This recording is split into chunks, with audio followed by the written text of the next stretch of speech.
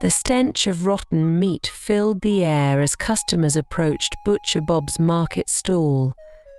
Little did they know, the foul odour was the least of their worries. Bob had been selling meat in the local market for over 20 years, and his stall always had the lowest prices. This kept customers coming back, despite the occasional upset stomach.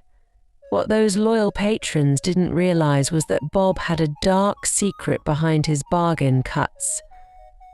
Bob hadn't always been an evil meat seller.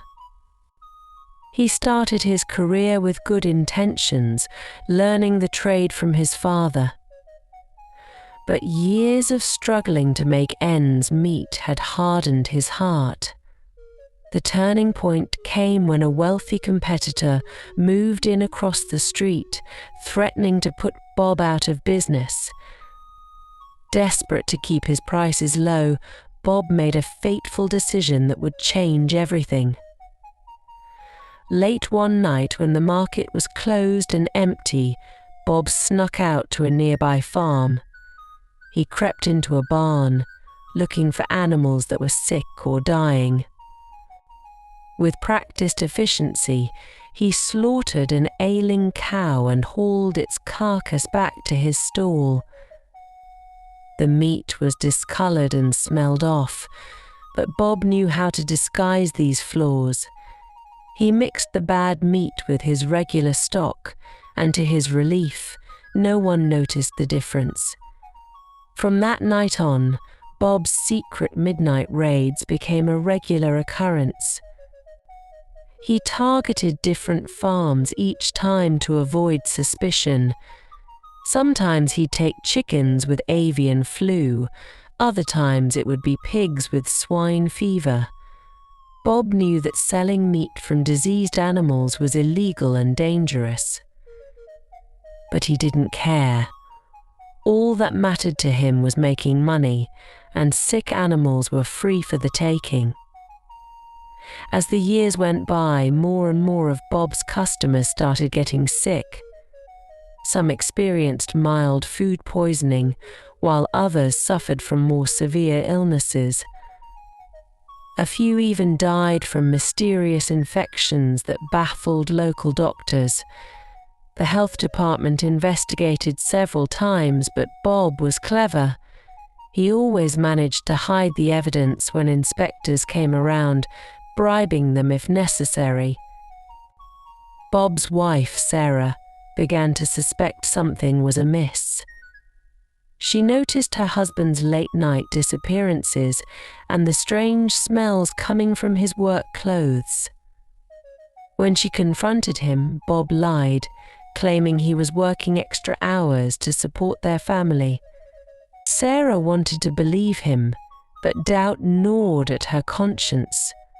Meanwhile, a young boy named Tim moved to town with his parents. Tim's family bought a small farm on the outskirts of the city where they raised chickens and goats. Tim quickly grew attached to the animals, especially a friendly chicken he named Clucky. One day, Tim noticed that Clucky seemed unwell. The chicken's feathers were ruffled, and it wasn't eating. Tim's parents called the veterinarian, who diagnosed Clucky with a severe case of avian flu. Despite their best efforts, Clucky died a few days later. Tim was heartbroken, but he learned an important lesson about the signs of sick animals. A week after Clucky's death, Tim went to the market with his mother to buy some meat for dinner. They stopped at Bob's stall, attracted by the low prices. As Bob wrapped up their purchase, Tim noticed something odd about the chicken meat on display. It looked just like Clucky had in her final days, discoloured and sickly.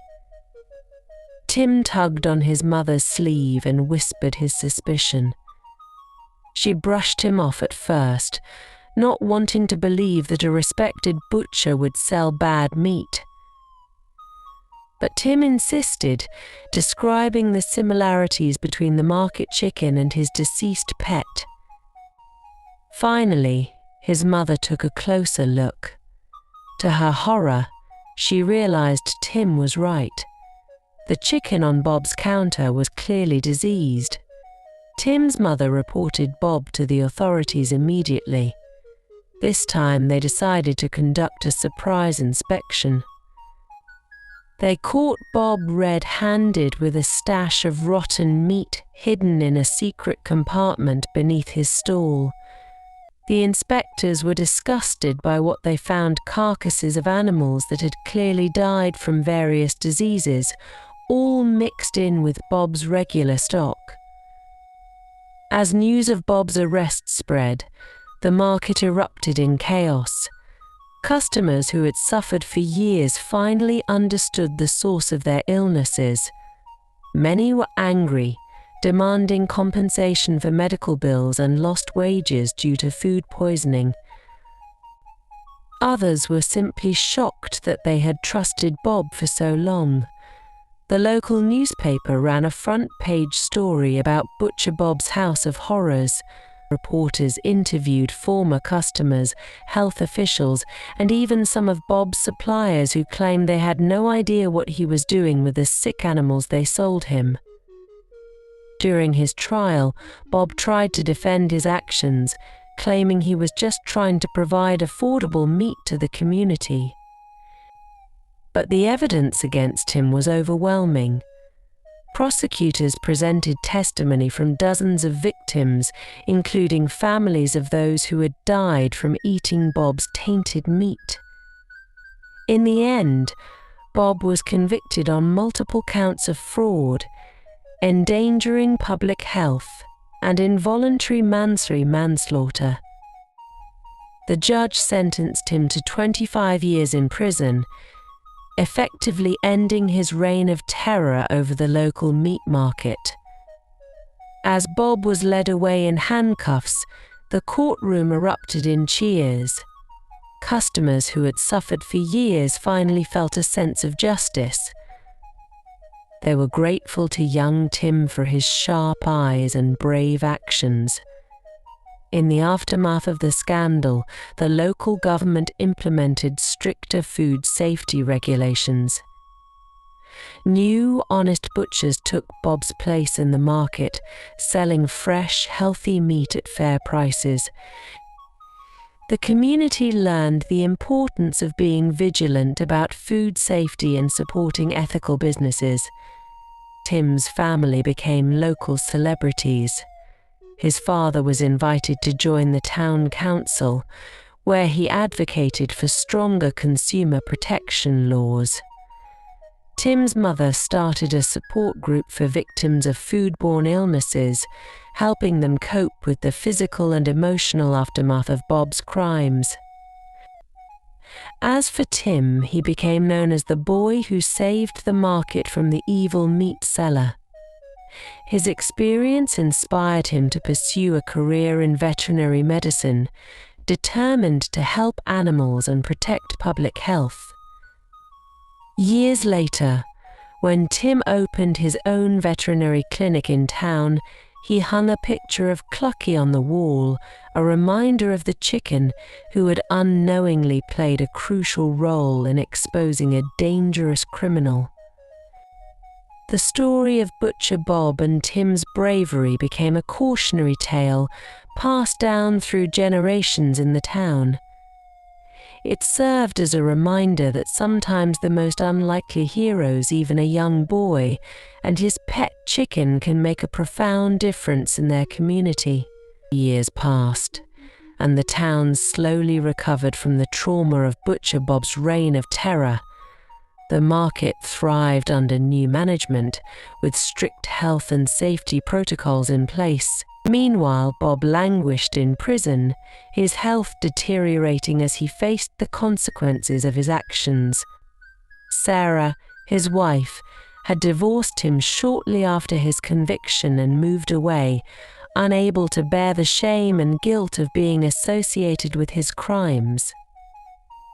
One day, Bob received an unexpected visitor, his estranged son, Mike. Mike had been away at college when the scandal broke, and the shame of his father's actions had kept him from returning home. Now, driven by a mix of curiosity and lingering familial obligation, he decided to confront his father. Their meeting was tense and emotional. Bob, aged beyond his years by prison life, broke down in tears as he faced his son. For the first time, he expressed genuine remorse for his actions, realizing the full extent of the pain he had caused. Mike left the prison conflicted. He couldn't forgive his father, but he felt compelled to do something to make amends for his family's misdeeds. After much soul-searching, he decided to return to his hometown and face the community his father had wronged. Upon his return, Mike was met with suspicion and hostility. Many townsfolk couldn't separate him from his father's crimes, but Mike was determined to right his father's wrongs. He approached Tim, now Dr. Tim, at the newly opened veterinary clinic with an idea.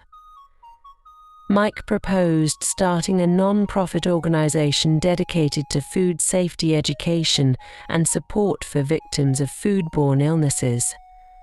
Tim, impressed by Mike's sincerity and initiative, agreed to help. Together, they founded Safe Plate, an organization that would change the town's relationship with food. Safe Plate began by offering free food safety classes to local restaurants and home cooks. They partnered with the farmers market to implement a rigorous testing program for all meat and produce. Mike, drawing on his business degree, also set up a fund to help cover medical expenses for those still dealing with the long-term effects of Bob's tainted meat. As word of Safe Plate's work spread, the town's attitude toward Mike began to shift. People saw that he was genuinely committed to making amends for his father's actions. Slowly, he was accepted as a valuable member of the community. Tim and Mike's partnership extended beyond Safe Plate. They became close friends, often discussing the strange twist of fate that had brought them together. Tim helped Mike deal with the lingering guilt and shame of his father's actions, while Mike supported Tim in expanding his veterinary practice to include a rescue center for farm animals. 5 years after Mike's return, the town held a ceremony to commemorate the anniversary of Bob's arrest and celebrate the progress they'd made. The mayor praised Tim and Mike's efforts, holding them up as examples of how tragedy can lead to positive change. As part of the ceremony, the town unveiled a new statue in the market square. It depicted a young boy and a chicken, with a plaque that read, "In memory of those we lost, and in honor of those who helped us heal. May we never forget the importance of compassion, vigilance, and community." The ceremony was attended by many of Bob's victims and their families. Some spoke about their experiences, sharing stories of illness and loss, but also of recovery and forgiveness. Mike listened to each story, offering personal apologies and promises to continue his work. In a surprise turn of events, Sarah, Bob's ex-wife, attended the ceremony. She had been following news of Mike and Safe Plate's work from afar.